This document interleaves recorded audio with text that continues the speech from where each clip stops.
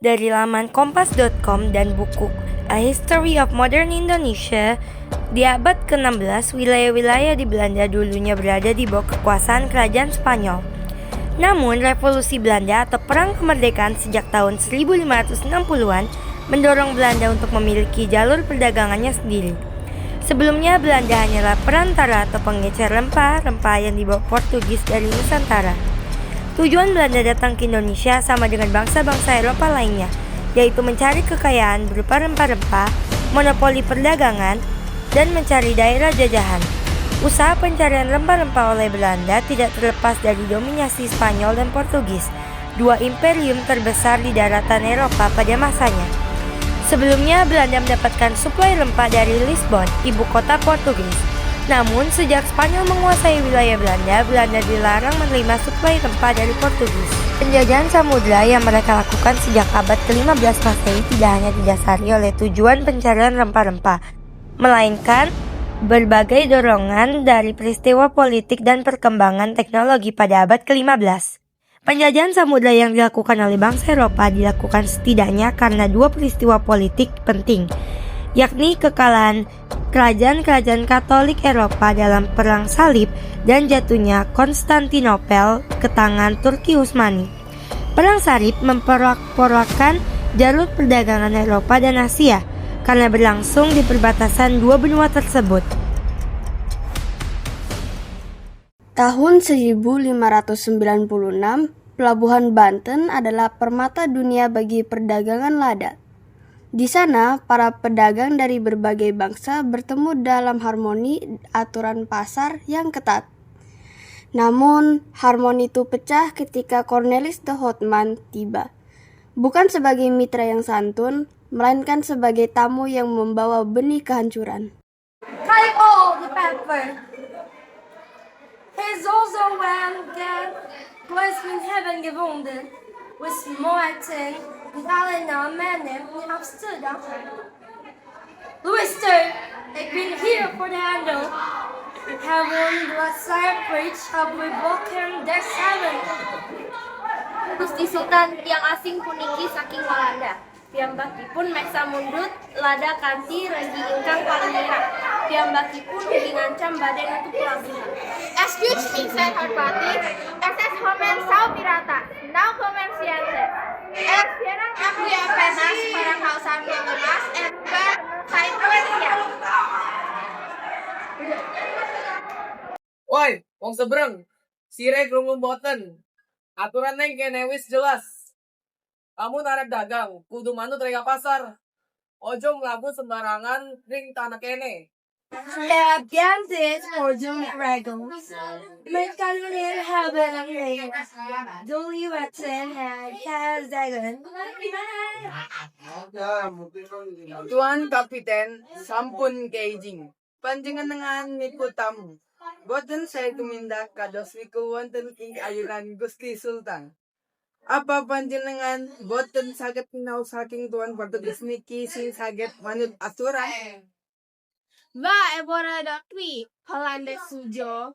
Banten now precisa de gente como voce. Pati, hirunen momong puniki. Tekanen ato-ato, boten beto ada. Banten puniki boten saget, dipun ancam dening sinten mawon.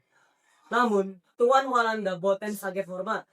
Monggo medal, saking kita puniki saiki ugi. Krungu boten. Gusti Sultan sampun duka. Metu sire saking kene. Balik maning kapal, ojo wani-waninan cepaken, sikil neng kene maning. Pardon, zullen zullen botten voor das beledigen. De folder care that the Netherlands flags here comes. That had met the Blatzens. Pengusiran de Houtman adalah kemenangan sesaat bagi kedaulatan Banten. Namun, berita tentang emas hijau di Banten telah tersebar luas di Eropa. Kegagalan Houtman hanyalah awal dari serangkaian gelombang armada yang lebih besar yang akan mengubah Nusantara menjadi medan perang kolonial selama beratus-ratus tahun ke depan. Tahun 1598, 2 tahun setelah pengusiran de Houtman, Belanda kembali mengirim ekspedisi di bawah pimpinan Jacob van Eyck.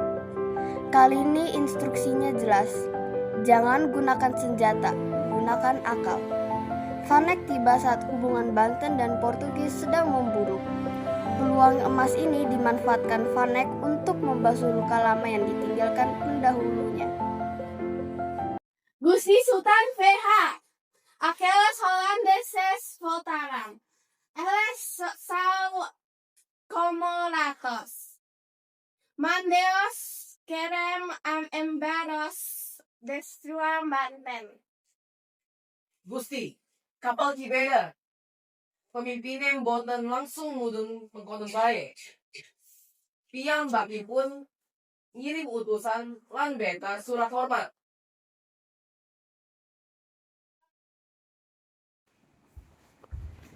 Adna Sultan van Batten, Verhaal von Fadlen, Wizins hiernet on Wattens de Facten, Baron Friendship Health, Aspikes, Handel de Zorken, with Branks, Gevanskens, with Holland.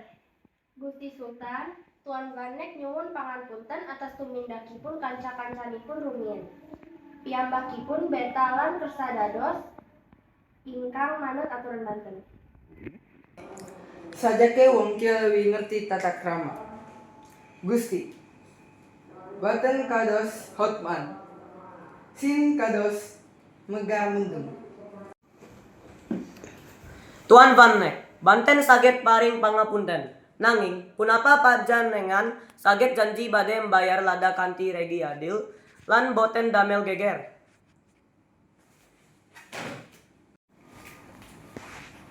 With beloved Patix, with Durance the market price, battalion and Watson respected.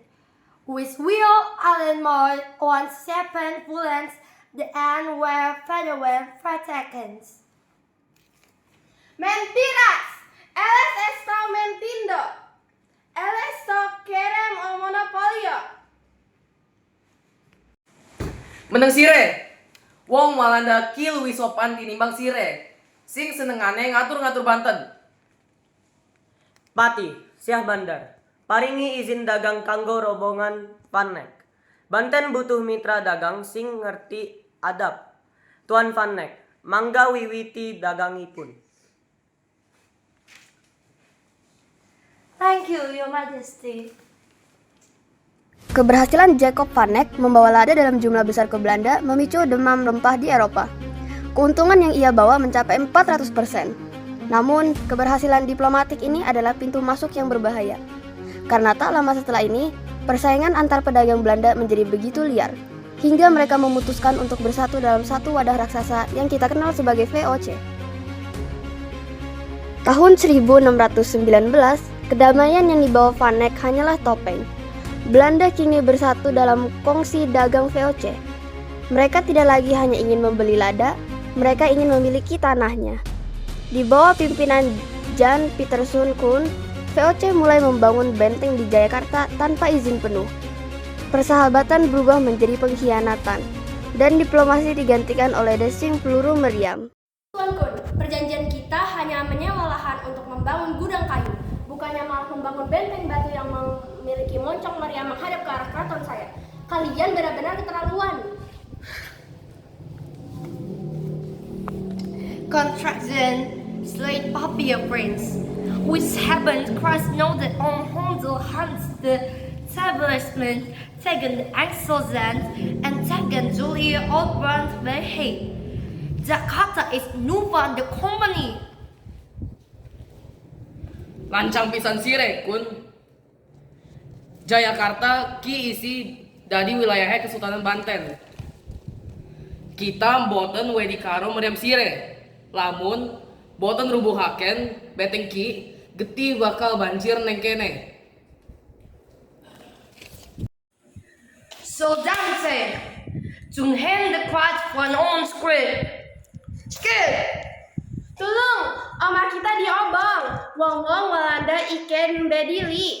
Sapa wes sing manggan ning pinggir kali. Gusti Pangeran kudu Melayu. Kalian bukan pedagang, kalian penjajah. Kalian merebut tanah kami dengan api.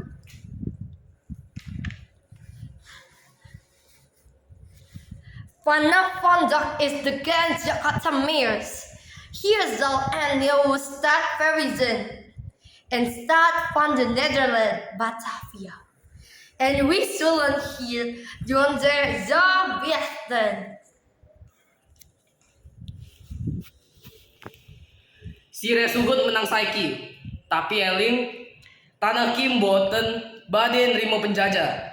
Siji mati, sewu bakal tangi. 30 Mei 1619, Jayakarta luluh lantak.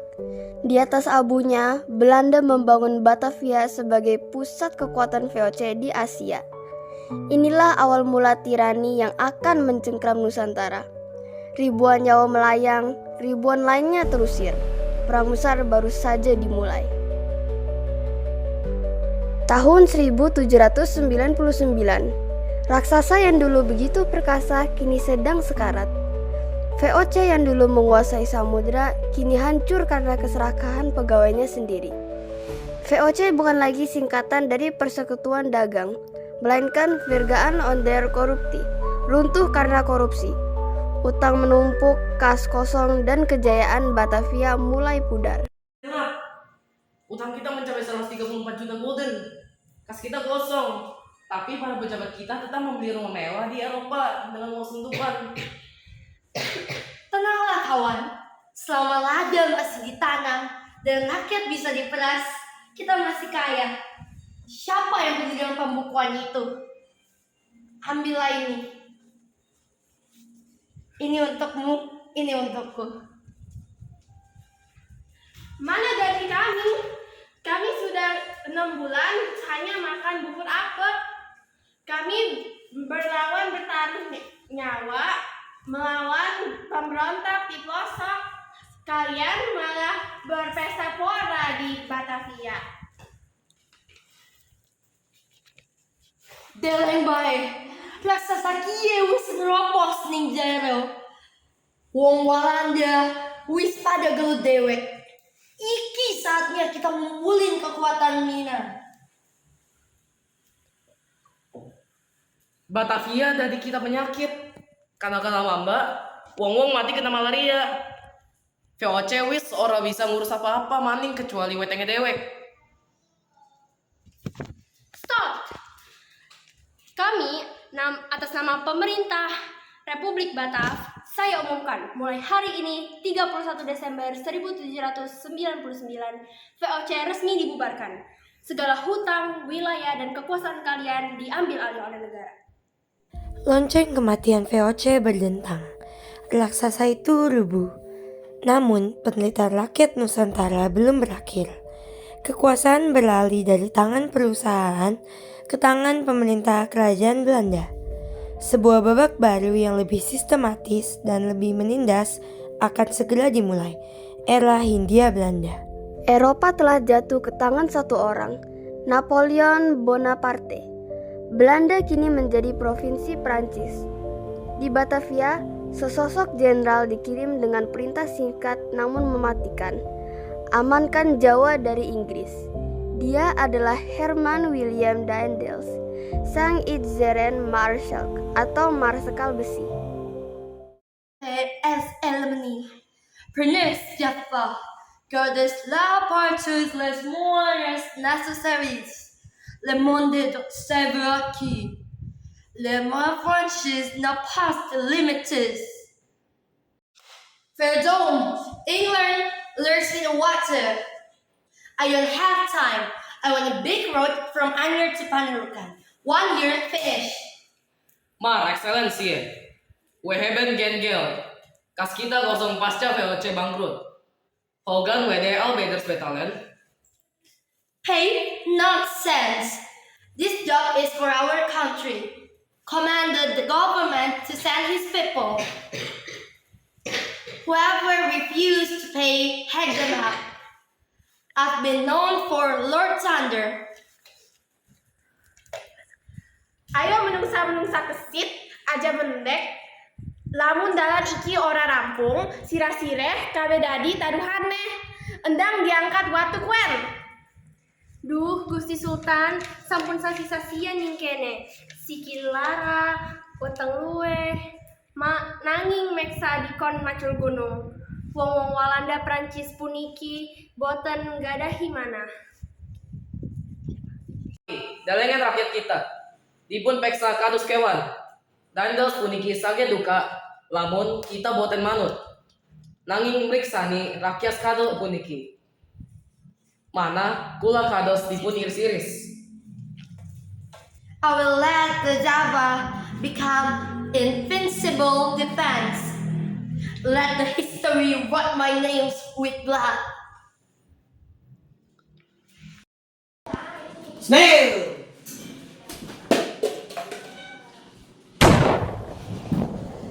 Kneel!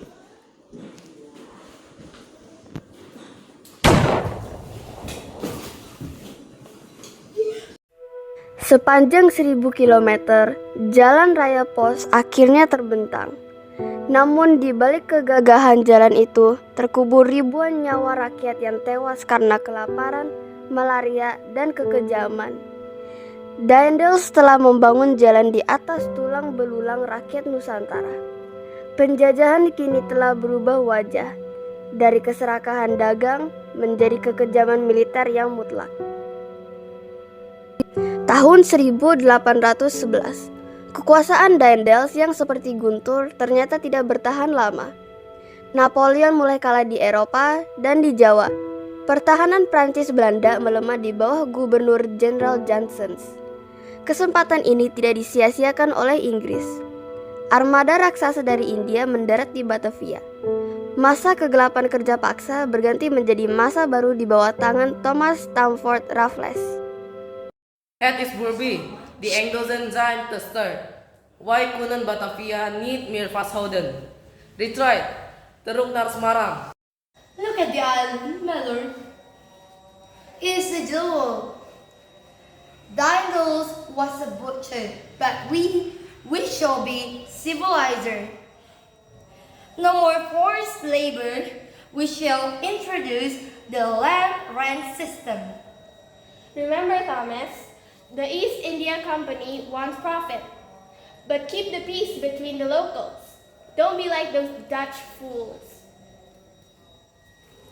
Yes, Sahib. The road is clear. The Dutch have surrendered in Tuntang. Gusti, punapaleres tuan Raffles puniki badai mukasi kerja paksa. Punapa puniki jadi manis ingkang saget dados pahit. Do not fear. My husband is here to help you. He loves this land. He wants to study your history, your plans, and also your Borobudur. We are here to bring a new light. I will abolish slavery. I will give the farmers their rights. But remember, the land belongs to the King of the England now. You are free to work, but you must pay for the soil you trade upon us. Tahun 1830, Inggris telah pergi dan Belanda kembali dengan tangan yang lebih lapar. Perang di Ponorogo baru saja usai, meninggalkan lubang besar di kas kerajaan Belanda. Untuk menutup utang perang yang menggunung, Gubernur Jenderal Johannes van den Bosch membawa sebuah gagasan keji, Kulturstelsel. Rakyat tidak lagi dipaksa membangun jalan, melainkan dipaksa menanam apa yang laku di pasar Eropa, kopi, nila, dan tebu. Kebebasan disita, perut dibiarkan lapar.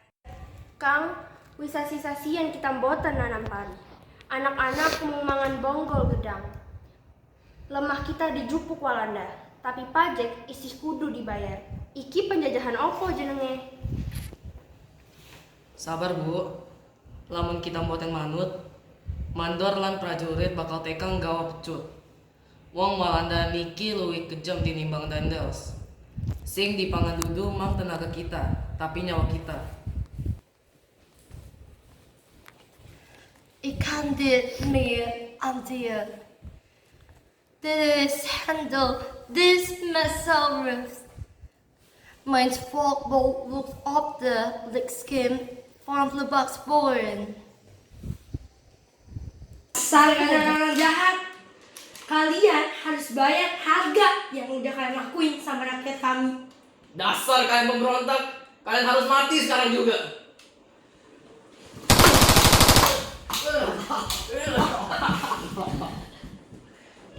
Bukan kalah oleh peluru, ia takluk oleh raga yang menua. Saat kepungan serdadu Belanda kian rapat, ia tak surut selangkah pun. Dengan rencong gemetar di tangan, ia berteriak menantang maut. Baginya ditangkap adalah luka, namun menyerah adalah kiamat. Ia ditawan dengan tubuh yang lemah, namun dengan jiwa yang tetap merdeka dan kepala yang tak pernah tunduk.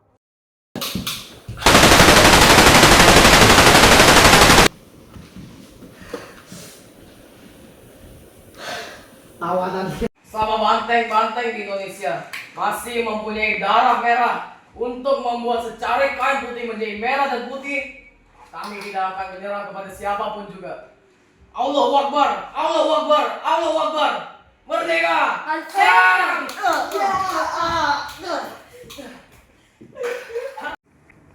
Tuan-tuan, waktu kita tidak banyak. Pertempuran masih terjadi di luar sana. Kita memerlukan kesepakatan tertulis hari ini. Tuan Skimmerhorn, silakan. Terima kasih. Belanda masih memiliki posisi yang sama. Kami hanya bisa mengakui kedaulatan Jawa dan Madura. Untuk Sumatera itu merupakan urusan yang berbeda. Berbeda bagaimana? Sumatera adalah bagian dari proklamasi kami yang tidak terpisahkan. Rakyat di sana tidak akan suka jika ditinggalkan seperti ini.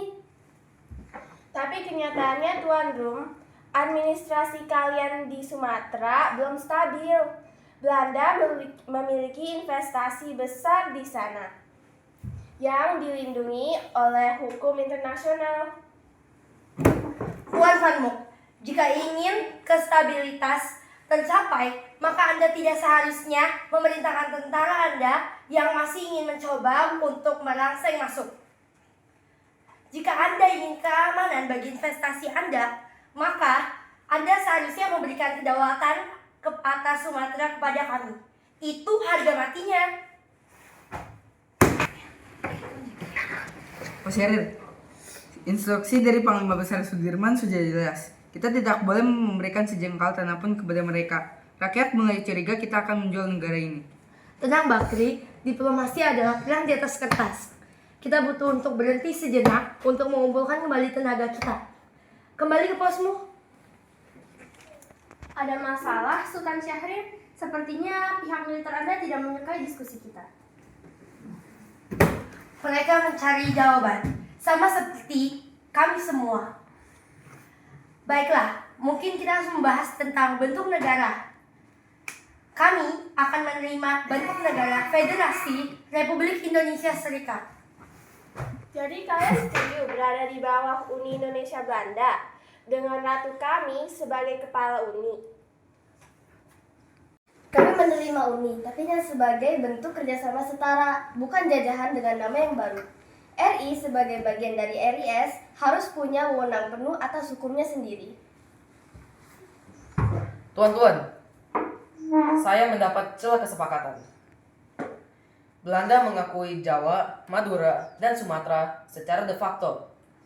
Sebagai imbalannya, Indonesia setuju membentuk RIS dalam Uni Indonesia Belanda. Bagaimana? Jika Sumatera termasuk, maka kami minta pengembalian hak milik asing yang kalian sita. Kami akan mengembalikannya setelah kedaulatan diberikan kepada kami secara resmi. Bagaimana, Tuan Rom? Baiklah, demi berhentinya tumpah darah ini, saya rasa ini adalah jalan yang harus kita tempuh, meski pahit. Baiklah, inilah kesepakatannya. Tuan Lord Killer, silakan siapkan dokumennya.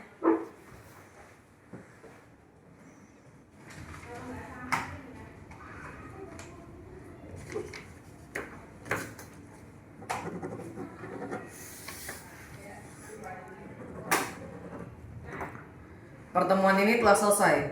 Linggarjati akan menjadi saksi bahwa kalian telah memilih jalur damai.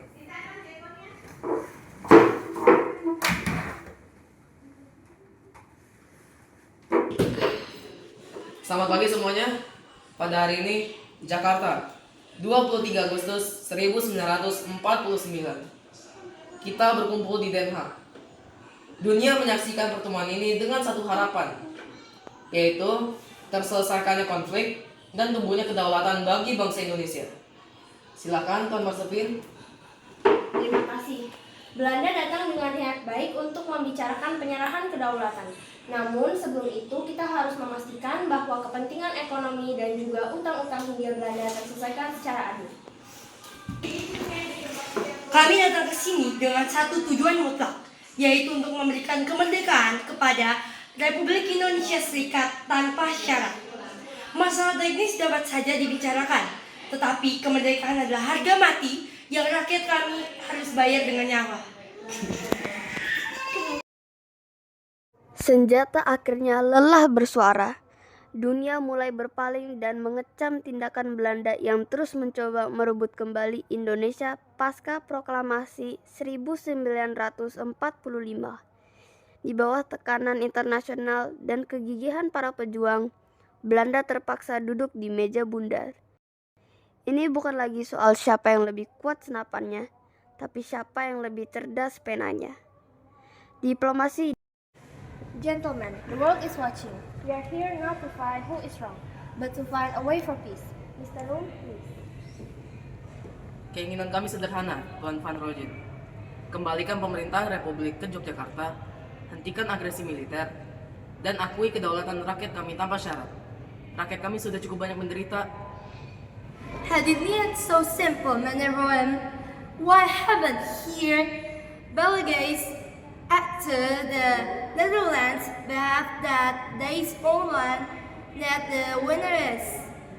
Why then bewaarde de other handelen, zorg ons wetten maar governance zijn?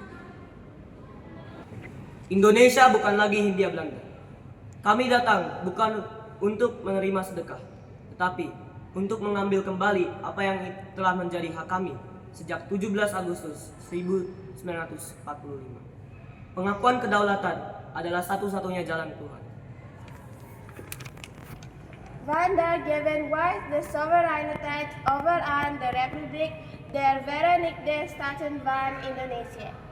Moge er vrede zijn tussen ons volkeren. Tuan Hatta, Tuan Ren, apakah ini berarti kita sudah benar-benar merdeka? Kedaulatan sudah di tangan. Tugas kami sekarang bukan untuk melawan penjajah dengan bambu runcing, tetapi untuk membangun bangsa ini supaya tidak lagi dijajah oleh kemiskinan dan kebodohan.